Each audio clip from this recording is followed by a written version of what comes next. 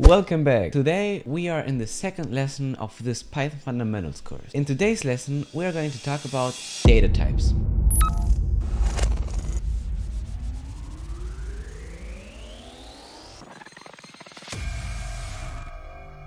So in Python there are many different types of data, but in today's lesson we are going to talk about the four most important data types in Python: strings, integers, booleans, and floats. Strings are basically a concatenation of characters, including numbers, special characters, letters. Whenever you concatenate characters to form a word, for example, like hello or welcome, or even password 1234, all these examples are strings. What about this one? Is this a string? Well, the answer is no. This is what we call an integer, or how they say on Earth, a number. That sounds creepy. An integer is a continuous concatenation from numbers from 0 to 9. Without including any special characters. An integer can be positive or even negative. When it's a negative number, it has the minus sign before it, like in normal math. But what about decimal numbers? For those, we also have a special name. We call them float numbers or floating integers. And last but not least, we got booleans. Booleans are another type of data in Python that can only be represented by two values, true or false. This explains by itself. A boolean is basically the result for when we check for a condition.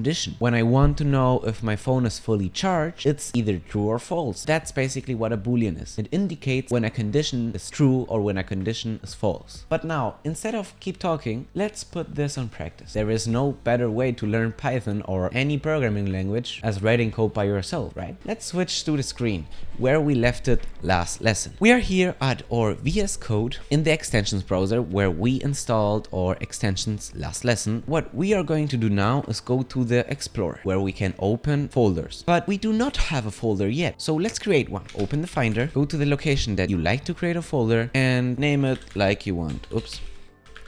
I'm going to name it Python. Now, it's as easy as dragging and dropping this into the workspace. Ta-da! There you go. Here we have different icons. The first one is to create a new file. The second one is to create a folder inside this folder. So let's try this. If I click the button and say test, then you can see it created a new folder. And if I switch to the Finder and open the Python folder, you will see there is now a test folder. And what we are going to do now is to create our first Python file. For that, click just the create file icon or double click in this area here and just call it data types. Hit enter, and now we have here our file where we can start typing text. But this is a random file that has no extension.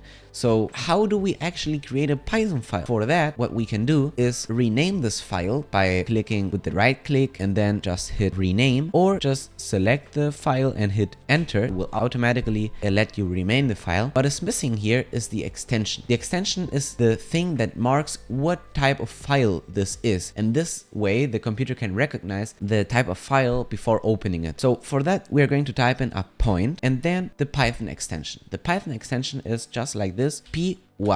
Hit enter, and now you can see the logo here just changed, and now it's the Python logo. And here we can actually now start writing our Python code. When we want to write down a string in Python, we use double quotes.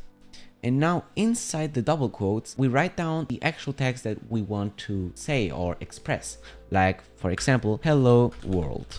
Basic one. There you go. You just wrote your first hello world in Python. But what if we want to surround the word with double quotes? So let's try that out. Let's put in double quotes, say hello, and then put now another double quotes because we want the word to be inside double quotes. But you may notice we got a syntax error. So the word is no longer inside of the string because we started the string with the first single quote and then we ended the string, and then here we created a new one and ended the new one. The word is outside of any string. How can we solve this issue? For that, we can also use single quotes. Hello, and now inside the single quotes we can use the double quotes just like that. But as you can see now, the word it's still inside the string, but it has double quotes around it. We can also invert this, like putting double quotes and writing hello and now single quotes, and inside the single quotes write world.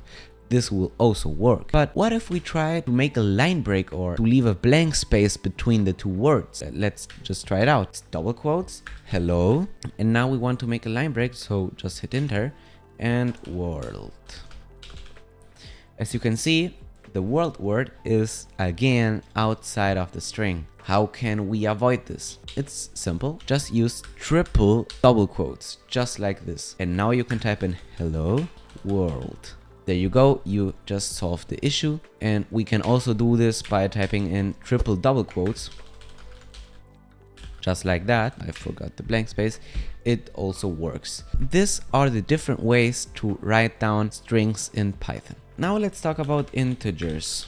Is there any special way to write down an integer? The answer to this question is no. You just put in the integer like you would write it on a normal piece of paper. If you want to write down 1234, just write in 1, 2, 3, 4. That's it. You just wrote an integer. What about if we want to write down a float number, a decimal number? Just put in a point where the decimals are going to start, just like that. And why do we use a point and not a comma? As you can see, there is no syntax error. Well, the answer to this question is that this right here is no longer a float and not even a number. This is what we call a list. That's another type of data in Python. A list is basically a set of different types of data. So we got here the first data, that's an integer, and then we got here the second data, that's also an integer. This right here, all these data is a list. So for now, just keep in mind that to write down a float, we use the point instead of the comma. And we will dive into list later on in this course. Last but not least, we got